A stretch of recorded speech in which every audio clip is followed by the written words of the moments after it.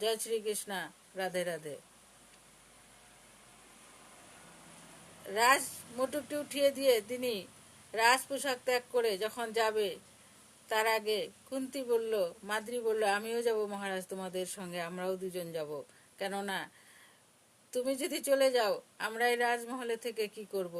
তাই আমরাও সমান ভাগী, কেন অর্ধাঙ্গনী সবসময় অর্ধেক প্রাপ্য হয়ে থাকে, তাই তোমার পাপের ভাগী আমরাও নিব, আমরাও তোমার সঙ্গে যাব। মহারাজ অনেক বুঝাবার চেষ্টা করলেন যে না, রাজমহলে তোমরা থাকো, আমি একা ভুল করেছি, আমি একাই যাব। তখন তারা কিছুতেই রাজি হলেন না, না স্বামী, আমরাও তোমার সঙ্গে যাব।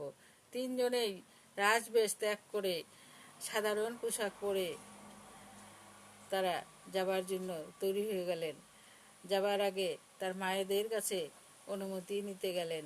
সেখানে তার মা বসেছিলেন এবং সেখানে সত্যবতীও ছিলেন। সত্যবতী বললেন, তুমি তো জেনে ভুল করনি, তবে এই ভুল কখনো ভুল হতে পারে না।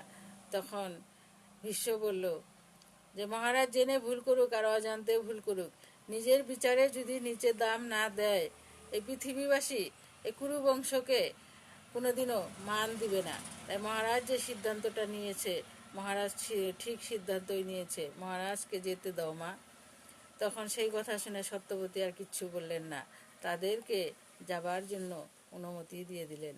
জয় শ্রীকৃষ্ণ। রাধে রাধে।